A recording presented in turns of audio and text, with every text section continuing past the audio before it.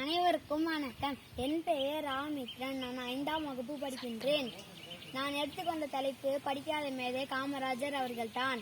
படிப்பு என்றாலே நம் நினைவுக்கு வருபவர் படிக்காத மேதை காமராஜர் அவர்கள்தான்.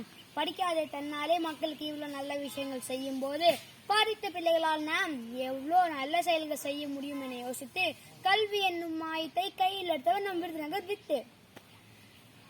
கர்ம வீரர், தென்னாட்டின் காந்தி, பெருந்தலைவர், இவ்வாறு உலக மக்கள் அழைப்பவர் தான் நம் படிக்காத மேதை காமராஜர் அவர்கள். இவருடைய இயற்பெயர் காமாட்சி. தன் தாயர் செல்லமாக ராஜா என்று அழைப்பார். இதுவே காலப்போக்கில் காமராஜர் என்று ஆகிவிட்டது. நம் விருதுநகர் வித்து தமிழ்நாட்டில் 9 ஆண்டுகள் முதல்வராக ஆட்சி செய்தார். தொழில், கல்வி, விவசாயம் போன்றவற்றின் வளர்ச்சிக்காக பெரிதும் பங்காற்றி உள்ளார்.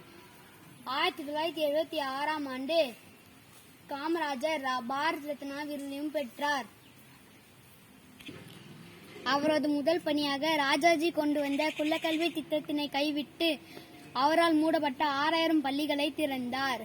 இந்த அரசியல் தரம் செய்த பணியாக கருதப்பட்ட இந்த திட்டம் உலக அளவில் பாராட்டப்படும் திட்டமாகவும் அமைந்தது. இதனால் ஆங்கிலேயரின் ஆட்சி காலத்தில் 7% இருந்த கல்வி கற்போரின் எண்ணிக்கை 37% உயர்ந்தது. 1 கிலோமீட்டர் அளவில் ஆரம்ப பள்ளியும் 3 கிலோமீட்டர் அளவில் நடுநிலை பள்ளியும் 5 கிலோமீட்டரில் உயர்நிலை பள்ளியும் ஏற்படுத்தினார் நம் கல்வி கண்டிருந்த வள்ளல். சுதந்திரம் அடைந்த 15ஆம் ஆண்டுக்குள் மதராஸில் நீர்ப்பாசன அமைப்புகளை விரைவாகி முடித்து ஒவ்வொரு கிராமத்திற்கு மின்சார வசதியும் வழங்கினார்.